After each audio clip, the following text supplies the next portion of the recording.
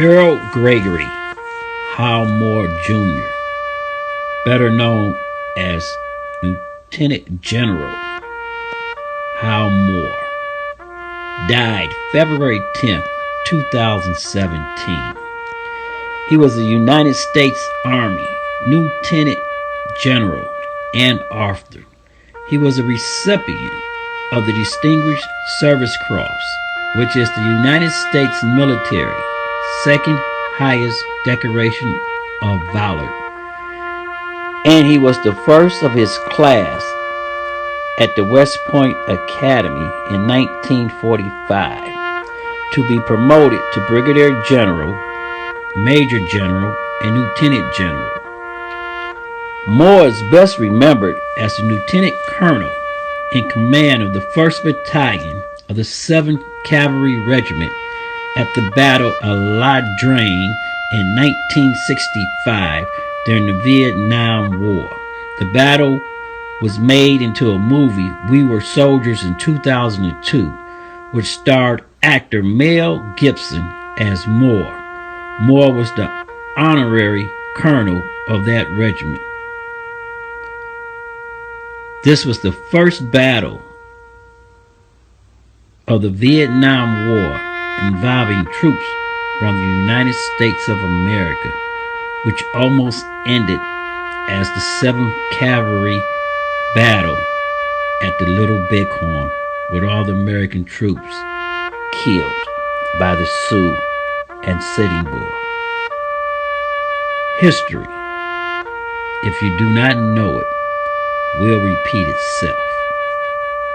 There are some events that are so overwhelming that you can't simply be a witness. You can't be above it. You can't be neutral. You can't be untouched by it. Simple as that. You see it, you live it, you experience it, and it will be with you all of your days. To convince the communists that we cannot be defeated by force of arms. I have today ordered to Vietnam the Air Mobile Division.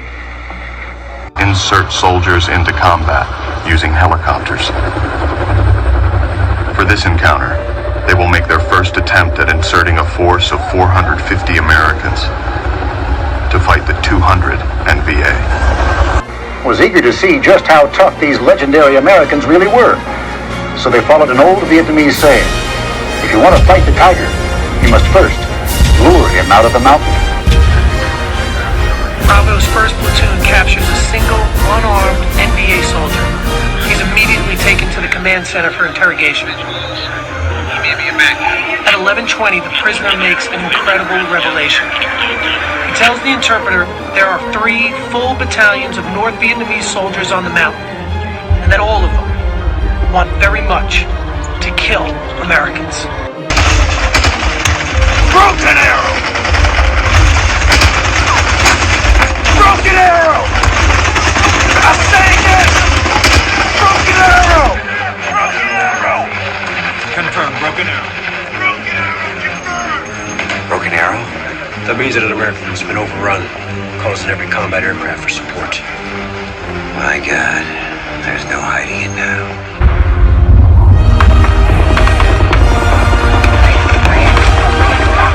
And finally, Colonel Moore looked at the Air Force liaison, Lieutenant Charlie Hastings.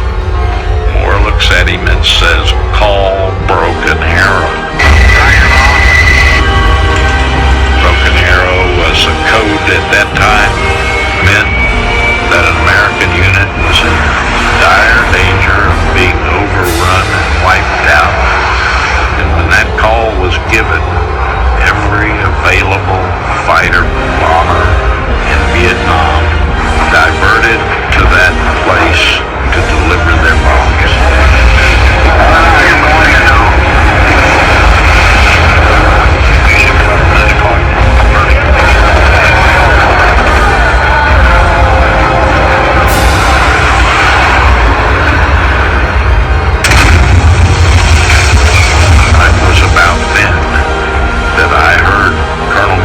yelling. Get him off of us, Charlie.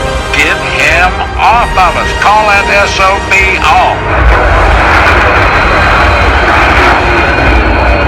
And I looked up, and there are two F-100 Super Sabre jets, like this. They're coming directly at us. They want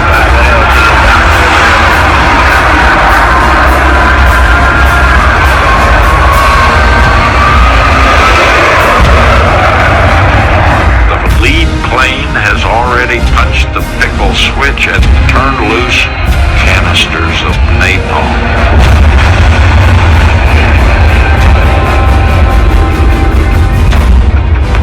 Hal was trying to stop the second guy from dumping his on us. But unfortunately for 2 or 3 engineer demolition guys, they were right in the path.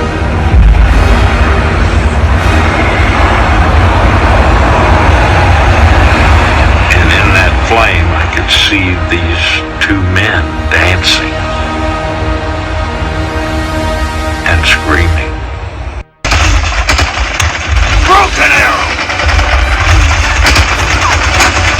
Broken arrow! I sang it! Broken arrow!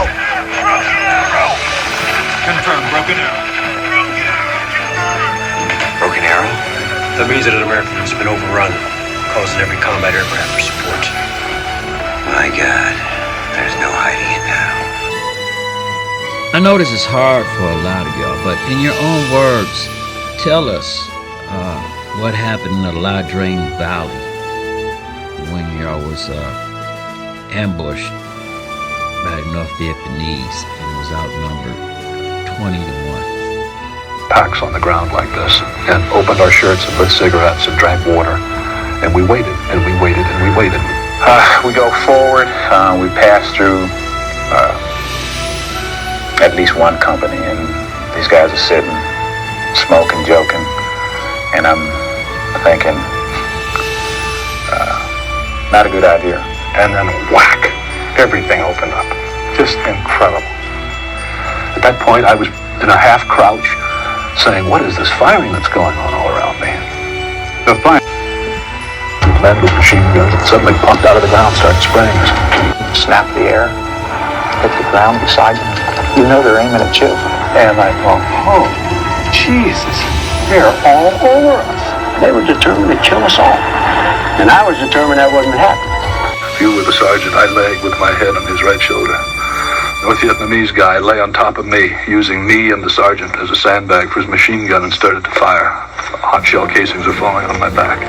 The only thing that saved me was the fact that the guy lying on top of me was shaking even more than I was. He was probably about my age, and he was shaking like this. Because combat is terrifying. My friends were firing rifle grenades at this group of North Vietnamese. Finally, they're connected. One of them landed right here in the sergeant's armpit, blew his whole body away, and hit me right here, and cracked my jaw. Another one hit me in the leg, but killed the guy on top of me. I passed out. When I came to, everybody around me was dead. Well, I just barely hung on to reality. I mean, I was on the verge of going insane from fear. I just held on to a little bit of something inside me that kept me from going nuts. And I said to myself, if I stand up and say, guys, don't shoot, the North Vietnamese will kill me. If I lie here, my guys will hit me. Crawled to another place.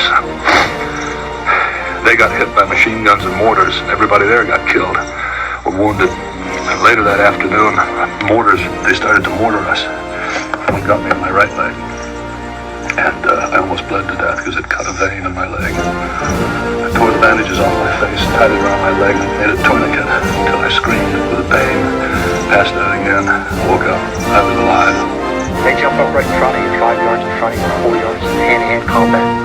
Guys sticking bayonets in each other's chests. It was close. As you get, come out alive. Listen to your friends crying out for help, not being able to do a thing. Broken arrow!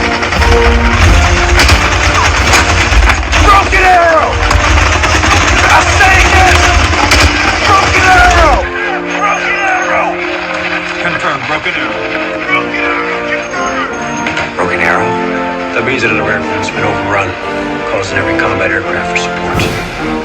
My God, there's no hiding it now. America's first major battle with the North Vietnamese has ended in victory. By the time the fighting ends, a total of 234 Americans lay dead. With enemy deaths estimated at nearly 3,000, U.S. commanders come up with a new strategy. Greatest fighting force in the world win an overwhelming victory one day, only to be crushed the next day. The Army never really found the answer to that question, and the American people were told a lie.